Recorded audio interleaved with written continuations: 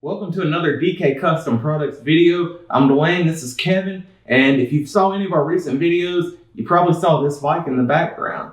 And just to give you a little synopsis of what this is, it started its life as a pristine, a 9 out of 10 100th anniversary Sportster that Kevin chopped in half and threw a bunch of parts away and sold a bunch on eBay. So I don't know how that makes you feel. I know how it makes me feel. I probably wouldn't have went through with that. But Kevin did it. We're going to have a series with multiple parts on start to finish of this bike so far. It's far from finished, but it's close.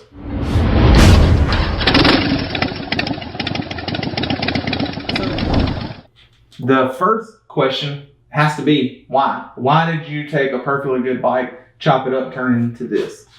Yeah, and it only had 7,000 miles on it when I got it too. So the reason why is I've had a picture in my mind, similar to the Softail. I had a picture in my mind, what I wanted. I've had a picture in my mind of a minimalistic, sporty, stretched out a little bit, custom paint job, Jockey Shift, suicide clutch, hardtail. I just had obsessed on it for so many years and seen so many pictures of bikes that were almost what I'd want. This one was almost what I want.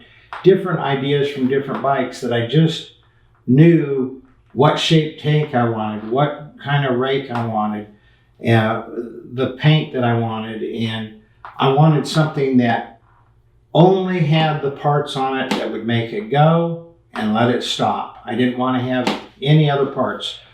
On the handlebars, I want to have a throttle. I do want to have a brake lever. Obviously. I know some people don't even run front brakes. I'm not that brave. I do want to have a front brake lever. There's going to be no lever on this side because the clutch is going to be down on my left foot. I don't want any buttons up here at all. No buttons. I just want everything to be as clean as possible. I've just had this in my mind for so long. I wanted to build it, and I worked on it when I could for about 1.5 years, and then it's just been sitting. I just haven't had the time. But I'm working on getting everything done that I need to this year so that next year I'll finally be able to get it done. What you just described to me is you're after a less is more look. I mean, so smaller tank. Sportsters already have a small tank. You have an even smaller tank on here. So obviously that's part of that look you were going for. I've noticed you ground off a lot of the unused tabs, like the original tank bones. You don't even have the fork lock tab on here. You completely changed the top motor mount bracket on the frame. So, am I correct? You're going for a less is more approach? Absolutely. I want it to have as little.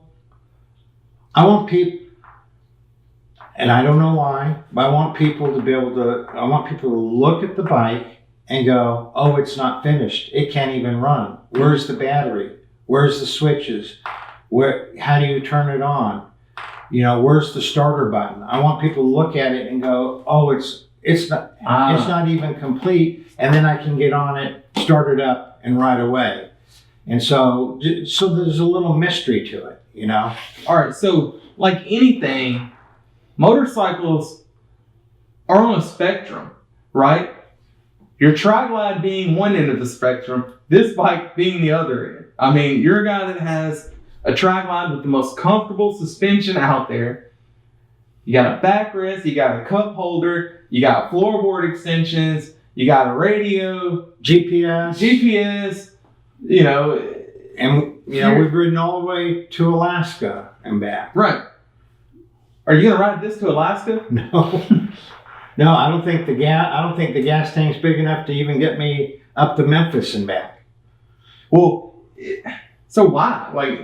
What's the purpose? Fun. Something fun. Yeah, it's different. This does look like it's going to be a fun not that the other bikes aren't fun, but the other bikes, they serve more of a purpose than just fun. They are a mode of transportation.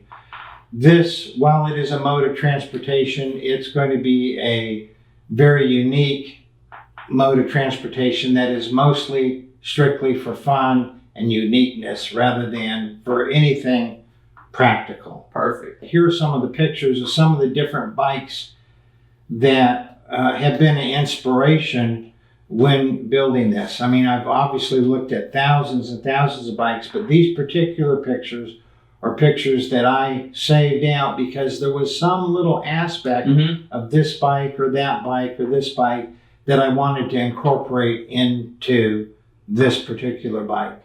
So it's a fun bike. It's a challenge. It's do something different and make something that's totally unique that I haven't seen before and will be fun to ride. Cool. Well, I think that's going to wrap it up for this video. In our future videos, we're going to go over the progress so far. The chop frame, the custom shift assembly, the foot clutch.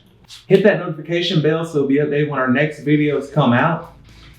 And if you have any ideas for the bike, I already have a lot of ideas what I want to do, but I'm always open to new ones. Any ideas what you'd like to see on the bike, put it in the comments below. Yeah, and subscribe to our channel because it really helps us out. And y'all ride safe out there.